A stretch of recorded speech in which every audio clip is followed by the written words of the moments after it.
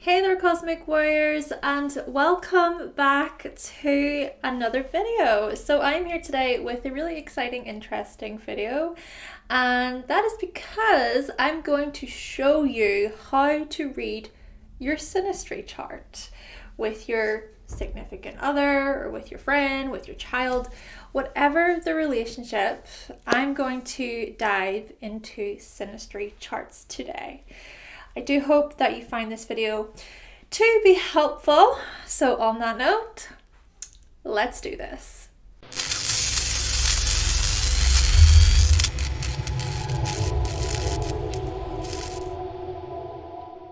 Okay, so first and foremost, let's just go over a quick tutorial on how you can find your Synastry chart.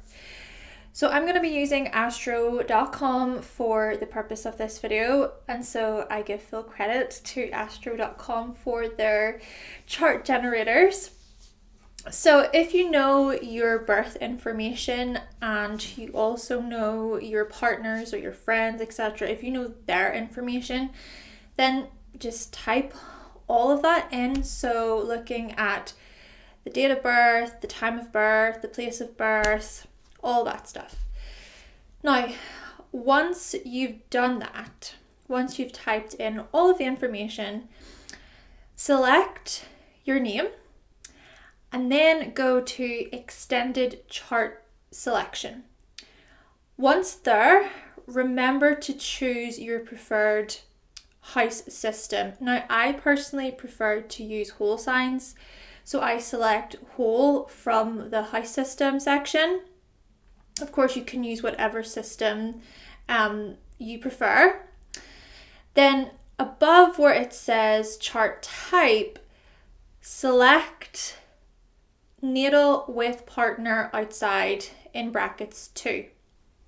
Now there are other Synastry options, but I prefer this one because you can focus on one person at a time. So after selecting your Synastry chart choice, choose your partners or your friends, whoever it is, choose their name above.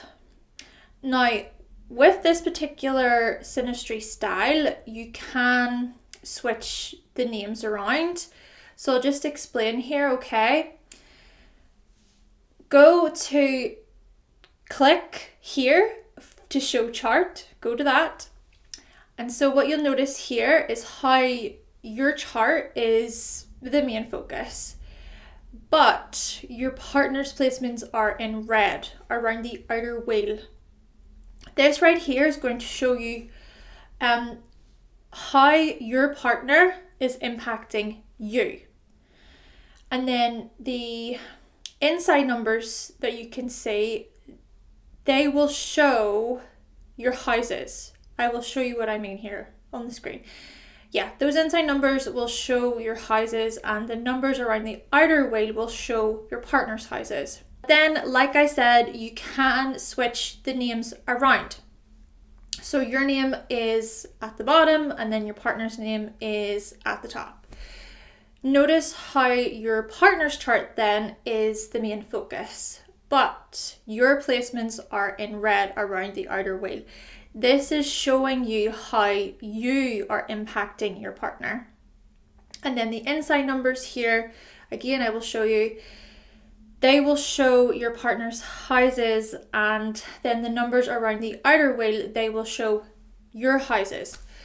Now, like I said, there are other Synastry chart choices, but I prefer doing it this way. I could, of course, change my mind, I'm not completely closed to using other choices, but really it's whatever works for you, respectfully, right? Because we all learn differently. So what you could always do is save both of the charts that I mentioned.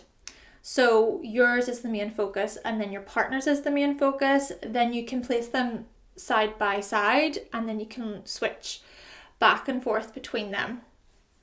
Right, so with that all explained, I hope you were able to follow along okay. And I also hope that I was able to explain things in a simple, clear manner. Let's now address some Synastry basics. So going by the natal with partners, with the partner outside in brackets 2 option, let's say your chart is at the center and then your partner's placements are on the outside. So my name for the purpose of this tutorial is Moonlight and my partner's name is Sunshine. That's it. So Sunshine is a he and I'm a she. So from the chart, you can see that I have a Virgo sun, I also have a Sagittarius moon, and then I have a Capricorn rising. Then I also have my Mercury in Libra, along with Venus in Virgo and Mars in Libra. These placements are shown in blue. But then looking at my partner Sunshine's placements, he has an Aries sun, then he also has a Cancer moon, along with a Sagittarius rising. Then he has his Mercury in Pisces, Venus in Aries, and Mars in Pisces. These placements are shown in red. So right away, from identifying all of these placements, there is a theme of oppositions between Libra in my chart and Aries in his chart, between Virgo in my chart and Pisces in his chart, and then also between Capricorn in my chart and Cancer in his chart. Now, oppositions can signify quite literally opposition. So clashes in agreement, a disliking towards each other's behavior, both parties try and have the upper hand. Therefore, consider these qualities, these things within the relationship. But at the same time, oppositions can signify cooperation, collaboration, attraction, and balance. And these things can be brilliant within any relationship. In fact, I think finding a partner who can balance you out is important. So they could be the complete opposite of you, but they keep you balanced because of how they add something different to your life. They sort of balance you out. Moreover, it's our relationships that encourage us to grow. Our partners challenge us, which can be a good thing, and they can also act as mirrors, but that's getting into the psychology side of things. Take mine and my partner's chart in real life. He has his Sun and Mercury in Cancer, and I have Venus and Mars in Capricorn, so they are opposite.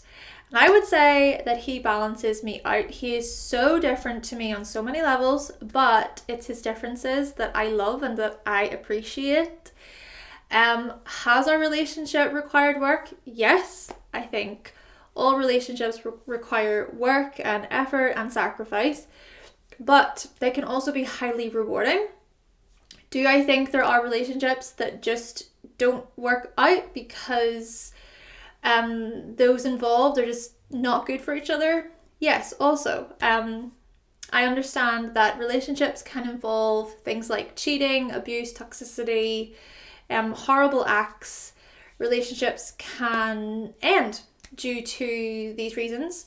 Likewise, relationships can break up because of things like travel or work obligations and so on. But my point being is that oppositions can show us how we are both harmonious and disharmonious within our relationships. They can show us how we clash with each other and how we attract each other. So keep these things in mind when looking at oppositions between you and your partner within Synastry. Now, with that being said, also consider the types of relationships. So if you're looking at a friendship with your friend, for example, you're probably not going to be connected sexually, and you may also be less likely to tolerate certain behaviors from them in comparison to your significant other. Same when it comes to a business partner or when it comes to your child and so on. But just keeping with the significant other side of things, something else we notice from these two charts is how they both possess Sagittarius energy. So Sunshine's ascendant is conjunct my moon in Sagittarius in the 12th house. So his ascendant is in Sagittarius. Now, conjunctions, they can signify joining up, they can signify fusing together and sharing similar views. So for example, if you meet someone with the same moon sign as you, especially if it's conjunct your moon, you may feel this sense of familiarity and sameness. You might even feel comfortable because things feel somewhat effortless. Like you don't even have to try. You just feel understood. But when someone is too similar, when they are too like you, it can be kind of annoying. However, perhaps this sameness can be insightful as well. Again, take mine and my partner's charts in real life.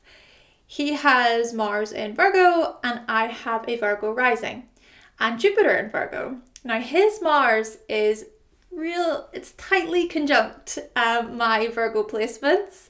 Now he is very observant and analytical, and he points things out to me that could do with some improving. At the same time, I can be this way towards him.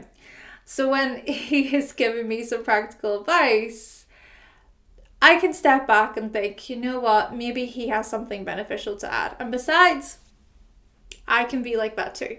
Now, on further notice, there are many other aspects going on between these two charts, like squares and trines, etc. And also look out for aspect patterns. In this case, we notice the T-square, we notice the Grand Cross, we also notice the Grand Trine. But essentially, when it comes to synastry, look at the themes, okay?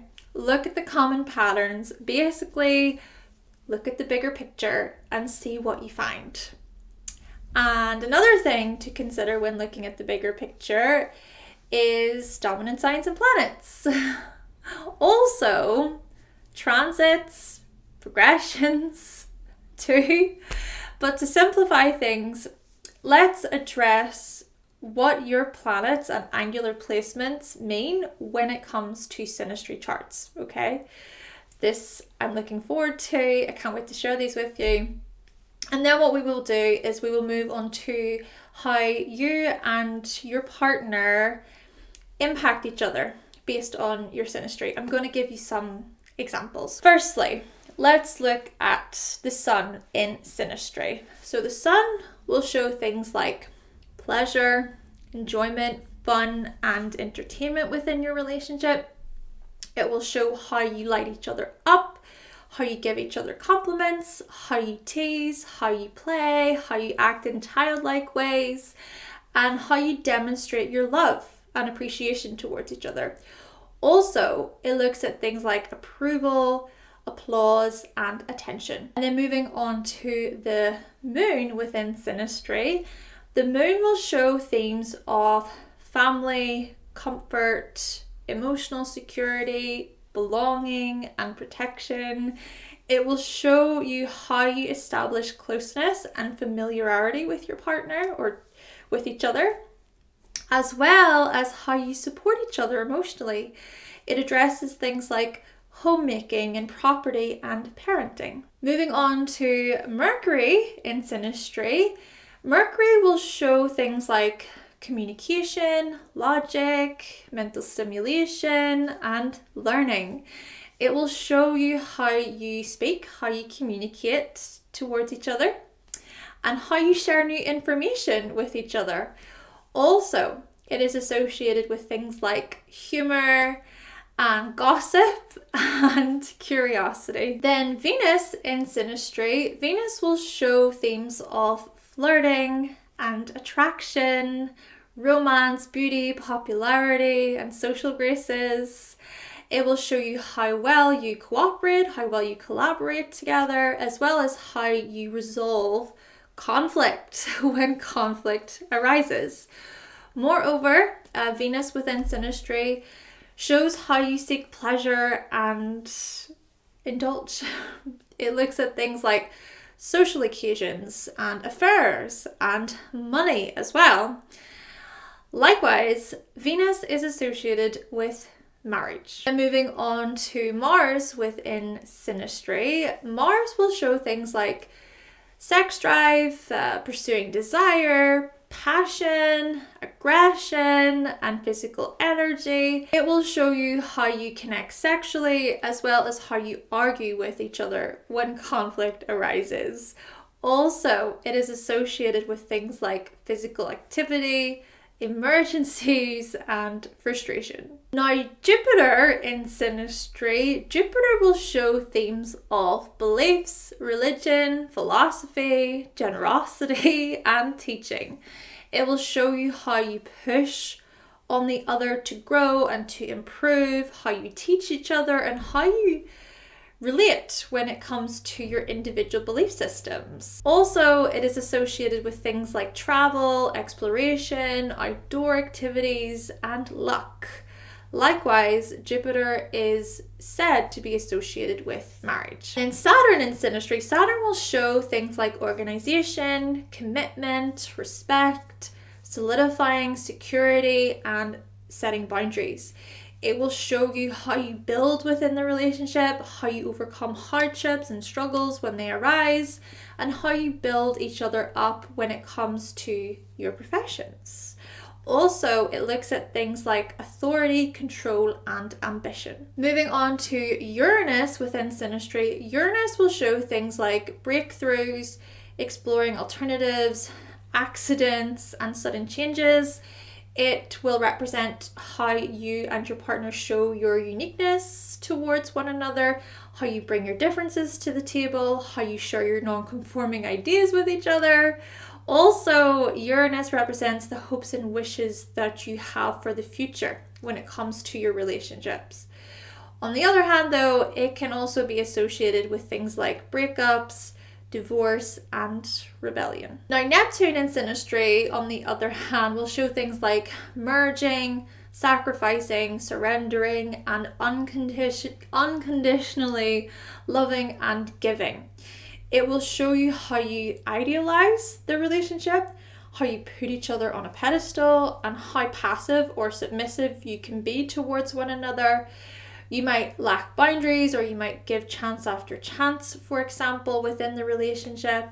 Also, Neptune is associated with things like fantasies, fears, dreams, addictions, and behind the scenes activity. And then Pluto within Synastry will show themes of sex, intimacy, exploring the taboo, secrets, intensity, and finding a deeper meaning. It will show you how you transform and change each other subconsciously, how you trigger each other's unconscious psyche, and how you awaken one another in ways that are uncomfortable. Furthermore, looking at how you attend to joint finances and how you handle loss there. Pluto can rule over these things or be associated with these things within Synastry. Not to mention, Pluto looks at things like power struggles / power plays. It also looks at crime and manipulation. And then Chiron, I wanted to include Chiron. Chiron in Synastry will show themes of fixing, repair, insecurities, feelings of inadequacy, and wanting to find out what is wrong. It will show you how you seek to mend each other's wounds as well as how you seek to fix each other. Not saying that that's a good thing. Also, Chiron can show how you solve problems when they arise. Likewise, it is associated with things like healing, teaching, and helping. Now, I did also want to add one asteroid, and that is Juno, which I think is important to look at when considering compatibility, because Juno is associated with commitment, devotion, and marriage. And so therefore, when it comes to Juno in Synastry, Juno will signify or exemplify how well you show commitment towards one another and how devoted you are towards one another. It will also show what you both are looking for when it comes to marriage. Perhaps it even showcases the type of marriage that you both want. Right, so moving on to the angular placements. These are the AC slash the ascendant, the DC slash the descendant, the IC slash the emum coli, and then the MC slash the midheaven. So the AC in Synastry can represent first encounters and how you approach the relationship to begin with. It can shed some light on the beginning stages of your relationship. Keep in mind that the AC or the ascendant is associated with your personality and your identity. It looks at qualities reinforced by everyone around you, and so this is what you bring first into any relationship. Therefore, the ascendant in Synastry, it can represent how you show up in the relationship initially. However, this does not necessarily mean having a committed or mutual relationship. And then moving on to the descendant, the DC in Synastry. Well, this can represent how you enter into a committed or mutual relationship. It can shed light on the things you are attracted to in the other person, as well as how you and your partner behave after establishing the relationship. Moreover, the descendant can represent possible blind spots and unconscious projections. And then the IC, well, the IC can represent how you approach things like belonging and setting up a home / family with your significant other. Very similar themes to the moon. So what are you both looking for, and what do you both need when it comes to these things? The IC can also show the type of conditioning that you bring into the relationship. After all, it is the IC slash the emum coli in the birth chart that shows us our family upbringing and our childhood conditioning. And this is what we bring into our relationships as well. And lastly, the MC can represent how you approach your professional lives and long-term goals as a couple, or how you behave when it comes to each other's career paths. Moreover, the MC slash the midheaven can illustrate how you see one another's public image and social standing. Likewise, the MC can be connected with our accomplishments and our achievements, and so it is also these things that can be brought into our relationships. Right, so let's move on to how your partner is impacting you based on Synastry. We're going to use an example to explain this. So looking at this Synastry chart, Sunshine's moon is in Cancer and it is sitting in my moonlight, okay, I'm moonlight in this situation, in my 7th house. And my 7th house slash my descendant in my chart is in Cancer, and his natal moon in Cancer is in his 8th house. So, what does the 7th house rule? Relationships and companionship. What does the 8th house rule? Intimacy and bonding. Then what does the moon rule over? Like I said, it can show how you establish closeness and familiarity, as well as how you support each other emotionally.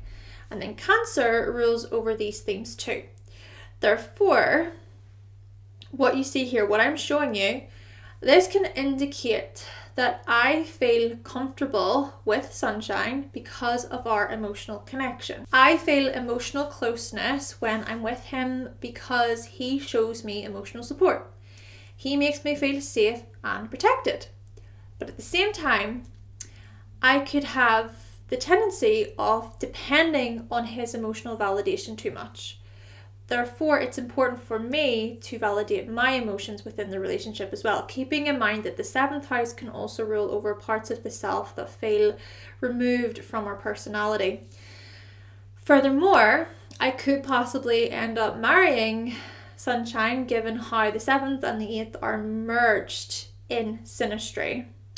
Obviously, I would also need to look at aspects and consider those big picture themes that I previously talked about earlier, but this is merely an example to show you how to read Synastry. Now, with me having a Capricorn rising and then Cancer in the 7th, it could be suggested that I'm quite guarded.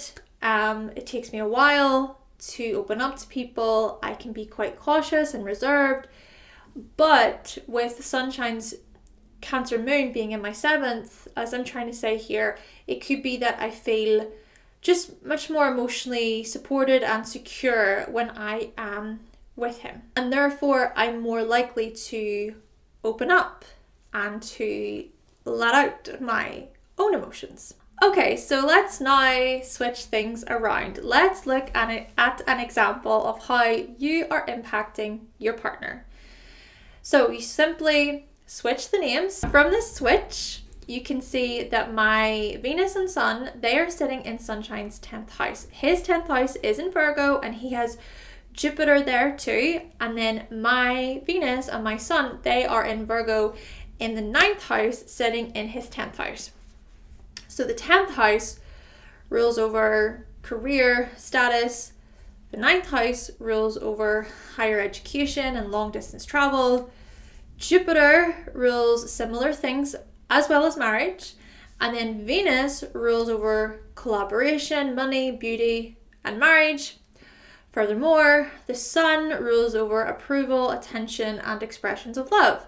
And so therefore, this can be an indication that I will applaud my partner Sunshine when it comes to his career. I will give him a lot of praise and I will cheer him on. I might even decide to travel abroad with him for the sake of his career. Or you know what, I might even give him money towards his career. Or I might give him a lot of compliments. But I may also be realistic and practical and hands-on. Maybe I hire a teacher for him, or I help pay for him to get advanced training for his profession. What a kind and giving girlfriend or wife I would be to Sunshine. I may also end up marrying him, or maybe our relationship blossoms within the professional space. Maybe I'm a colleague of his. Now, again, also look at aspects and consider those bigger picture things that I talked about earlier. But of course, this is an example to help you grasp how synastry works, how to read synastry. Now, before I do close off today, folks, I just want to mention the importance of houses when it comes to synastry. I'm not going to go into too much detail, but I just want to mention it. With that being said, of course, it is good to research what the houses represent in astrology so you can see how things play out within your relationship. So to keep things brief, think about how your houses mix with another person's houses. So for example, maybe you have your 7th house in Pisces and then your partner has their 5th house in Pisces. There's that mix between the 7th and the 5th being activated. This is an indicator of a loving connection between you both. But of course it goes much deeper. Or maybe you have your 4th house in Sagittarius and your friend has their 1st house in Sagittarius. This is an indicator of feeling seen and supported by each other, for example. Naturally, however, make sure that you are locating the ruling planets of your houses for more information. Now, there's just a couple other things that I would like to mention without making things even more confusing than they probably already are. That is, also remember your personal birth chart and your partner's personal birth chart. It's good to have both of these charts whilst looking at the synastry. Likewise, consider the composite chart. I will provide the composite chart video down below once it's uploaded. So if it's already uploaded, it will be there down below. But to clarify the difference here between synastry charts and composite charts is that the synastry will show you how you and your partner are impacting one another, okay? That has very much been explained throughout this video. But then the composite chart, the composite will show you how you come together as a team, as a unit, and as a force. Essentially, when looking at compatibility, look at your synastry chart, your composite chart, and your birth charts. I just wanted to say that because, again, these things add to the bigger picture.